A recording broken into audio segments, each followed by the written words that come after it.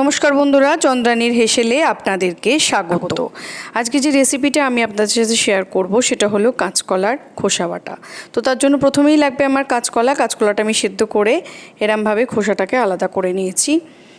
রাখছে আমার নুন, হলুদ, কাঁচা লঙ্কা, চিনি, লেবু, রসুন এবং লাগবে কালো জিরে।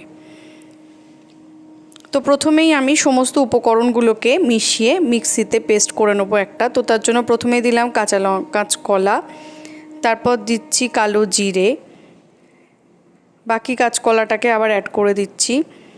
এবার দিলাম রসুন কুচনো, দিচ্ছি সামান্য পরিমাণে চিনি, দেব নুন পরিমাণ মতো,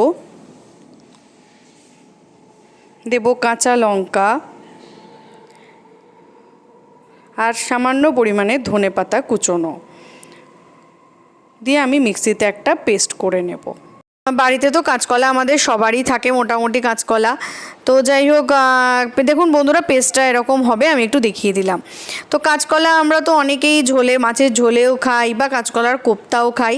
তো খোসাটা কেন ফেলবো সেই হিসাবেই এই রান্নাটা, এবং সত্যি মানে এত এত ভালো খেতে হয়। আপনারা নিশ্চয়ই অনেকে বাড়িতে খান। তো আমিও যাই হোক প্রথম যখন বানিয়েছিলাম আমার এত ভালো লেগেছিলো, তাই মনে হলো যে আজকে আপনাদের সাথে রেসিপিটা একটু শেয়ার করি, যে আমি কিভাবে এটা বানাই। সেই জন্যই এসেছি। বাই দ্যাট টাইম আমি এখানে হলুদ কিন্তু অ্যাড করেছি। তো সে তেলের মধ্যে এটাকে ক্রমাগত নাড়তে হবে, নাড়াচাড়া করে করে ভেতরে যে জলটা আছে কাঁচকলার পেস্টটাতে আর কি, সেই পেস্টটা থেকে জলটা একদম শুকিয়ে দিতে হবে, তাহলেই কিন্তু রেডি হয়ে যাবে রান্নাটা। এর মধ্যে আর কিছু দেওয়ার নেই, আর মাঝে একটু লেবুর রস দেবো শুকনোটা হয়ে যাওয়ার পরে। তো যাই হোক, যেটা বলছিলাম, কাঁচকলা তো আমরা অনেকেই অনেকভাবে খাই। এটা কিন্তু সত্যি মানে একটা মুখ বদল করার মতো রেসিপি। যখন আর তরকারি ভাতই ভালো লাগে না, তখন যদি এরম বাটা খাওয়া হয় না, তাহলে কিন্তু আর কিছুই লাগে না। মোটামুটি লাঞ্চে একটা বেশ ভালোই মেনু হয়ে যায় এবং বেশ ভালোই লাগে খেতে। আমার তো বেশ মানে যখন জ্বর হলে টোলে আমি তারপরে এই রেসিপিটা খুব ট্রাই করি। আমার বেশ মানে জ্বরের পরে দেখবেন কিছু খেতে ইচ্ছা করে না যখন মুখে, তখন কিন্তু একটু বেশ মুখরোচক হলে ভালো লাগে। তো সেরকমই একটা মুখরোচক কিন্তু এই রেসিপিটা।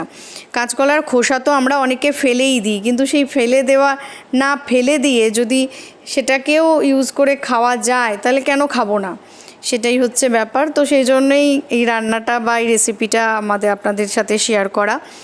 তো দেখুন অলমোস্ট জলটা শুকিয়ে গেছে, আমি বাই দ্যাট টাইম লেবুর রসটা অ্যাড করেছি। এবার আমি আরও দেখুন একদম শুকনো হয়ে যখন ফ্রাই প্যান থেকে পুরো ছেড়ে আসবে, তখনই কিন্তু রেসিপিটা ডান হয়ে যাবে। এবং এইভাবে করুন, আশা করি ভালো লেগেছে। ভালো লাগলে পাশে থাকবেন, চ্যানেলটিকে সাবস্ক্রাইব করবেন এবং লাইক বাটনে ক্লিক করতে ভুলবেন না। আমি এটা সার্ভিং প্লেটে সার্ভ করে দিয়েছি, যেহেতু ভাতের সাথে খেতে ভালো লাগে তাই ভাতের সাথে।